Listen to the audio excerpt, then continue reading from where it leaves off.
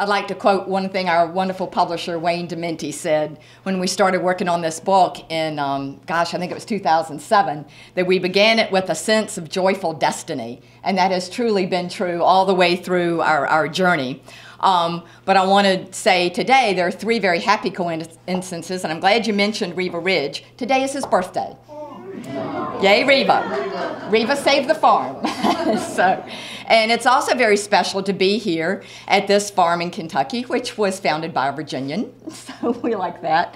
And also, Gio Ponte, one of your great stallions here, is a Secretariat descendant. So we love all of these nice coincidences. People have asked me a lot, what in the world was my connection to Secretariat? Well, in 1973, I was sitting in front of my television, watching him win the Belmont and screaming my head off. And I told people I hadn't screamed that much since the Beatles were on Ed Sullivan. But the notion of ending up writing a book about him was not anything that I'd really dreamed of. People have asked, how did Kate and I get together? And you touched on it, but Wayne and I had finished the book on the State Fair, and the last chapter was about the meadow, because they had bought the property in '03. And so they said, add a chapter about the meadow. This was celebrating the fair's 150th anniversary. And they were soon to be moving out to the meadow because it was more of an agricultural location than where they were. So after I wrote that chapter, and that's the first time I interviewed Penny, and we interviewed some of the African-American grooms that had worked there years and years ago, and other folks connected with the meadow, and started to get a sense of all the other champion horses Chris Chinnery had raised, 3 Derby contenders in 1950, 59, and 62. And we thought, there is a whole other book here. And so the State Fair said, you should talk to Kate Chinnery Tweedy, Penny's daughter, because she's the family historian, and she's been talking about writing a book. So I send her this polite email, and I don't hear from her, and I don't hear from her. And then I do hear from her, and she's kind enough to come out to Richmond, and we meet, and we decide to collaborate. And it wasn't until very, very recently that I found out what she really thought about me. And she said when she first got my email, she said, who is this Virginia woman, and why is she writing my book? But it's turned into not only a great working relationship, but a great personal friendship. So I appreciate that very much. I have to say, Kate missed her calling. You talk about her being a lawyer and other things. She missed her calling as a genealogist, because she really knows her family history inside and out.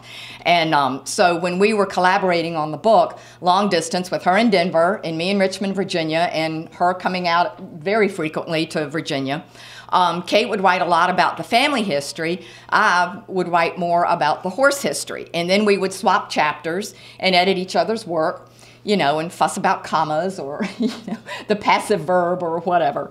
But that's basically how we wrote the book together. And what was so wonderful was Kate then could add on her eyewitness accounts of being there, you know, on Secretariat's great journey at Penny's side. Her eyewitness accounts of the races and her childhood memories of growing up at the meadow, learning to ride ponies there and that type of thing. And then, of course, Penny added her own memories and her wonderful, gosh, over 200 photos that she gave us. Some of the highlights for us, every author, every maybe historical author hopes for these eureka moments. And we had quite a few, and I just want to give you a couple of them.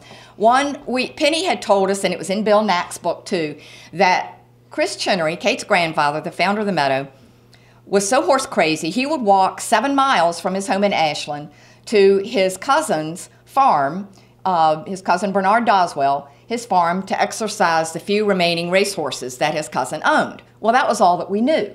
We didn't realize until we stumbled upon it and ran across a book and also a distant relative of Kate's. That farm was called Bullfield, and it was one of the most preeminent racehorse farms in Virginia prior to the Civil War and even after the Civil War. And then all of these coincidences started to pile up. Its most famous stallion was a great red chestnut called Planet, who won everything there was to win on the circuit. And so all of these kinds of things, that was one of our great, we could see how Chris Chinnery, when people said they were very skeptical of him starting the meadow in the middle of nowhere, that he knew, because of what he knew from Bullfield and its very illustrious history, that you could raise horses in the middle of nowhere in central Virginia. So one of the other great moments of our working on this book was when we connected with the grooms, the African-American grooms that I had interviewed just very briefly for the State Fair book. And when we had to earn their trust, and then they talked to us, and they told us some wonderful stories. And they really, at first, didn't really think they did anything that special. They were just doing their job, taking care of Secretariat and Hill Prince, First Landing, Sir Gaylord, Cicada, all the wonderful meadow stable champions. But we had a reunion in 2007 at the Meadow that Penny hosted that brought back a lot of the workers. And the highlight of the evening was when the grooms stood up and started telling stories about Secretariat that had never been told. One time, if you can indulge me a second, he didn't come up, he and Something Royal didn't come up for dinner.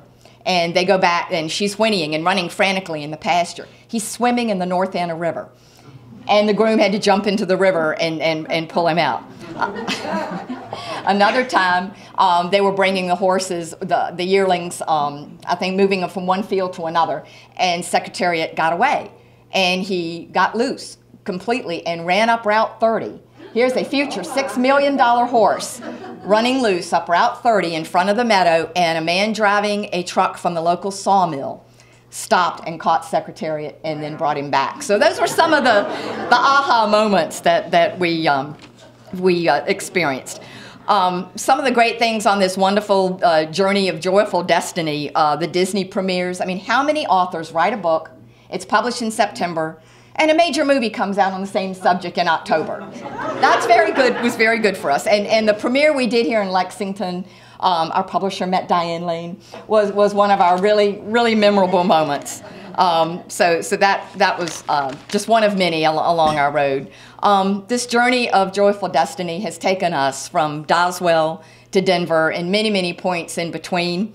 I'd like to say I'm so proud that our great Commonwealth of Virginia shares its historic ties and its love of Secretariat with the great Commonwealth of Kentucky.